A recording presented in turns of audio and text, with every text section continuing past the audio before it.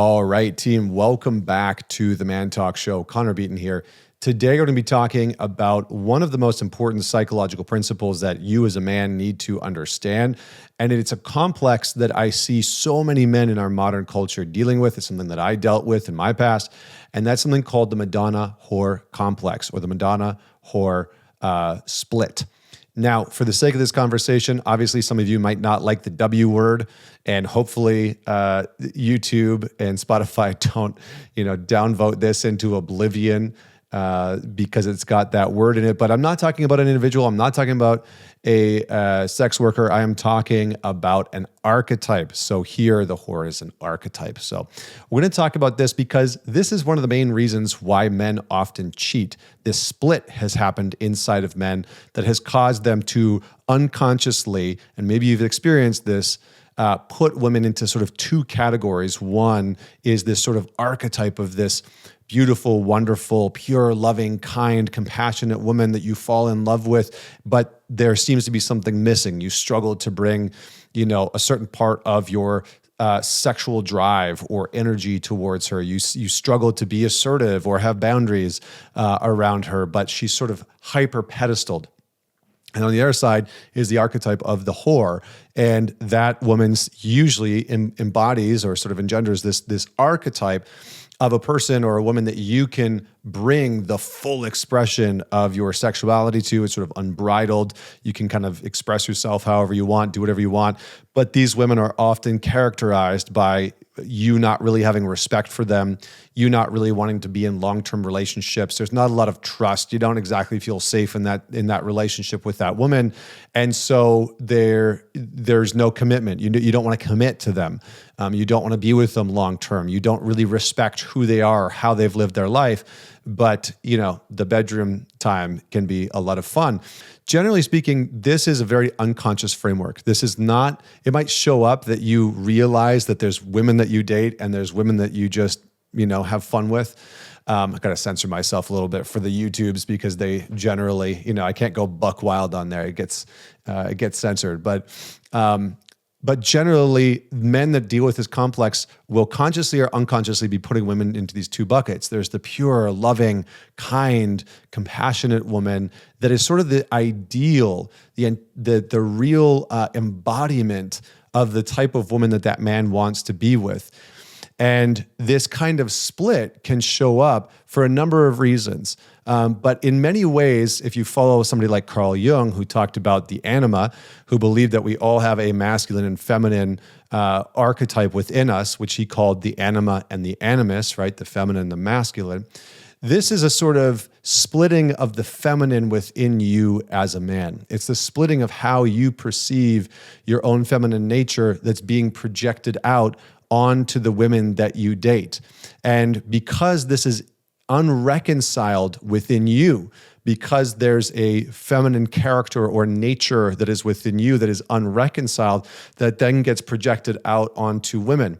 And this can be very frustrating because it can be hard for men to have real fulfillment with women when they have this type of split. And if you're one of those men, you probably know what I'm talking about, because the real hallmark of this is that when you have this type of split, it's very, very, very challenging to see one woman as being capable of being able to be both, of being able to be capable of somebody that can be loving and kind and nurturing to you, but that you can also explore the depths of your sexual desires and your own sort of like shadow in that way.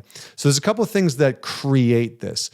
The main one is parental dynamics, what we're going to call mommy issues or a mother wound. And that is oftentimes texturized or colored by mom's inconsistencies. So a good example is mom was very loving, but she only gave love when you performed. Or mom was very loving, but also shut down and absent. Or mom was an angel sometimes and a demon in other ways, right? She was very kind and nurturing, compassionate, but she would criticize you into oblivion, and she would be excessively harsh and demeaning and shaming. And so there's kind of this duality of you not really too sure of what exactly you're going to get. So for me, I had a very loving, kind mom, but she was very shut down and she had some addiction problems. And so there was this duality in her that was really, really charged. And it was really pronounced. She was loving. We had a great relationship in a lot of ways, but there was a part of her that was completely inaccessible and completely shut down because of the addiction and because of her own pain and her own trauma, et cetera. So that split, that duality in mom can sometimes be very, very confusing for a young boy, and it can split your image and your perspective of the feminine or of women into these two sort of hyper-polarized versions, right? Like the far left and the far right in politics right now. They become sort of two opposing forces and polarities that seem to be irreconcilable, that just do not seem to mix. So the first thing you need to do to escape this complex is to develop awareness around the origin of the split, okay? Number one, you need to develop awareness around the origin of the split. What actually caused the split to happen unconsciously in the first place? How did the split show up in your childhood? Was mom really erratic? Would she flip-flop back and forth between being this very loving, very nurturing, very kind embodiment of a woman, and then all of a sudden she was yelling and screaming and throwing things and being extremely volatile, or being very hyper emotional and you couldn't save her from those things? Would she be loving on one moment and then, shame you and criticize you into oblivion the next? Was she very controlling? Another one that I see, and I'm going to bring this up, this is going to be tough for some people to hear, but we're going to talk about it anyway. A lot of men that I see with this complex grew up in a household with a mother who was a single mom, who was telling that young boy to be a certain way.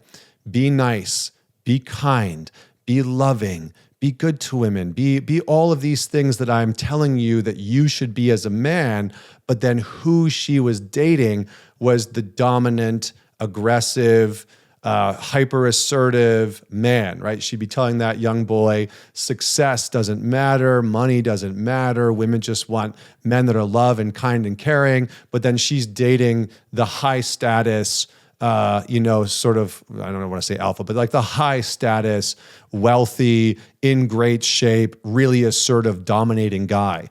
Share your comments below. Don't forget to man it forward. Don't forget to subscribe. Like the video if you enjoyed it. And as always, Connor Beaton signing off. I'll see you next week.